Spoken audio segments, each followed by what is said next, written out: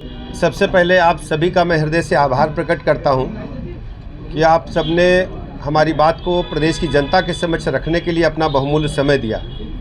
आज आपको अचानक हमने इसलिए कष्ट दिया कि उत्तर प्रदेश में 9 सीटों पर विधानसभा का उपचुनाव इस समय गतिमान है, चल रहा है चुनाव।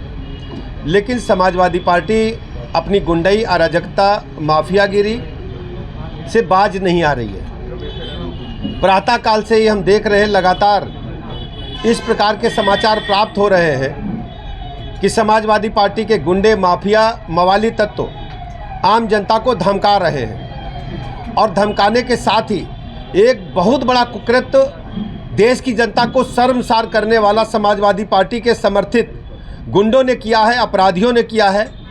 मैनपुरी जनपद की करहल विधानसभा के उपचुनाव में कल एक दलित बेटी को जिस ढंग से समाजवादी पार्टी के समर्थक उसको घर से मोटरसाइकिल पर बैठा करके ले गए, बाद में उसकी डेड बॉडी मिली है, वो भी बोरे में बंद डेड बॉडी मिली है। वो दलित परिवार की बेटी है।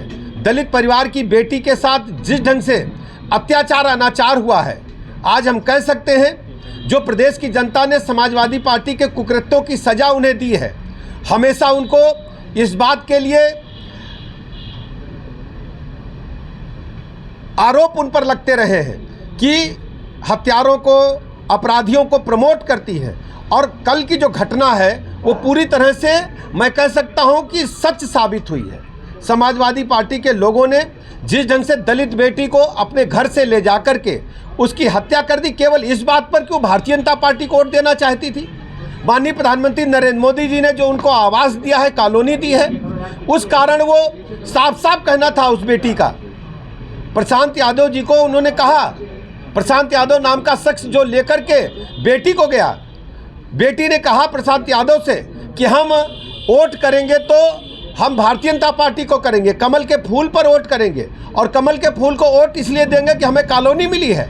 माननीय मोदी जी की कॉलोनी मिलने के कारण, माननीय मोदी जी की गरीब कल्याण योजनाओं से प्रभावित होकर यदि कोई दलित परिवार, प्रदेश का आम नागरिक यदि भारतीय जनता पार्टी को वोट देना चाहता है, उसकी हत्या करने का काम, ऐसा जघन्य अपराध करने का काम करेंगे। ये कहने को ये केवल पीडीए चिल्लाते हैं, पूरी तरह से केवल ये एक परिवार की पार्टी है। इनको पिछड़े समाज से कोई लेना देना नहीं है, दलित समाज से कोई लेना देना नहीं है। आप सब जानते हैं, चाहे करहल की घटना जो कल की है उसका हम आपके समक्ष हम विवरण रखे हैं, चाहे कन्नौज की घटना हो जिसमें इनके बड़े एक यादव नेता थे, उन्होंने पिछड़े समाज की बेटी के साथ कुकृत्य करने का काम किया। इसी प्रकार अयोध्या में जिस ढंग से कुकृत्य इनके ही समाजवादी पार्टी के नेताओं ने एक बेटी के साथ किया, पूरी तरह से हम कह सकते हैं कि समाजवादी पार्टी गुंडे, माफिया, मवाली, लुच्चे, लफंगे, इवन देन में रेपिस्ट जो हैं, जो उनके समाजवादी पार्टी के नेताओं के आशीर्वाद से पलते और बढ़ते हैं। और इनको जब जब प्रदेश में ताकत मिली, सत्ता मिली है, ये पावर में आए हैं, हमेशा इन्होंने अपराधियों को आगे बढ़ाने का काम किया है।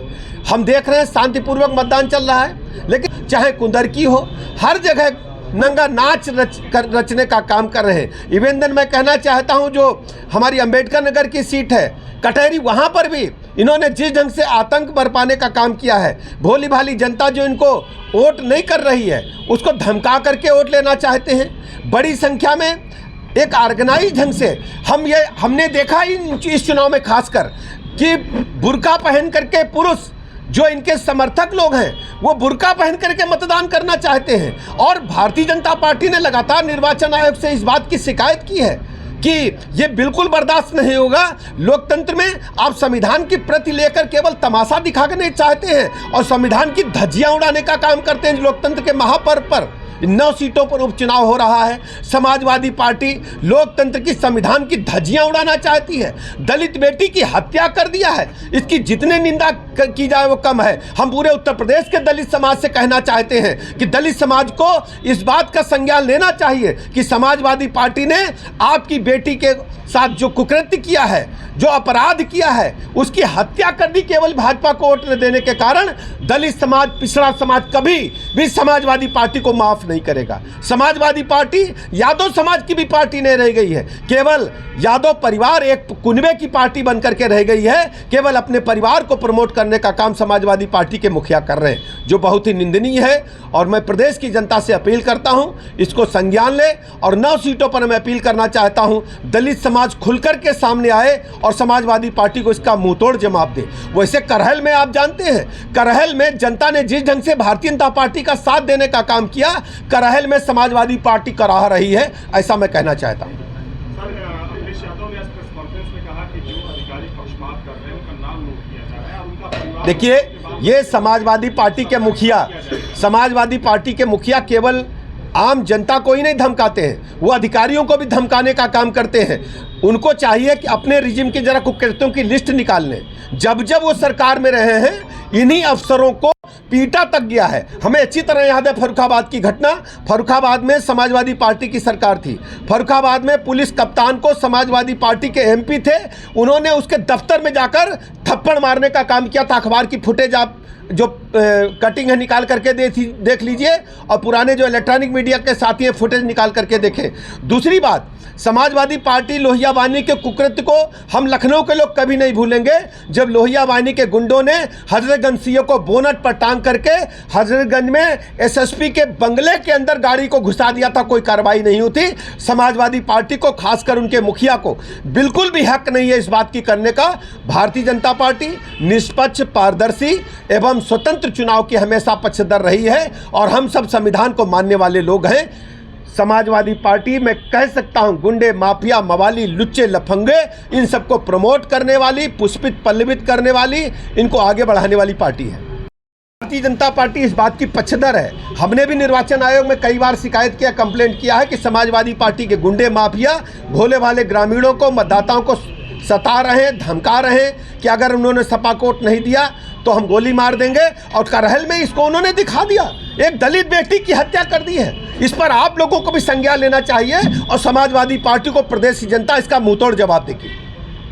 ये भी कहना है कि जो है आईडी देख के जो है भगाया जा रहा है, ऐसे मुसलमान। देखिए, मैंने आपको बताया कि समाजवादी पार्टी के लोग जो कार्यकर्ता हैं, बुर्का पहन करके महिलाओं के भेष में वोट डालने का काम कर रहे हैं, और चुनाव आयोग में हमने शिकायत की है। इस पर कड़ी कार्रवाई होगी। जो भी संविधान के खिलाफ काम करेगा, निर्वाचन आयोग के नियमों के खिलाफ काम करेगा, हमने निर्वाचन आयोग को दरखास्त दिया, इस पर कड़ी कार्रवाई हो। मुजफ्फरनगर, मुरादाबाद में सपा आरोप लगा रही है कि वहां वोट नहीं दिया जा रहा है, जबकि देखिए, चुनाव में अपनी संभावित हार को देख करके समाजवादी पार्टी केवल फेस सेविंग कर रही है।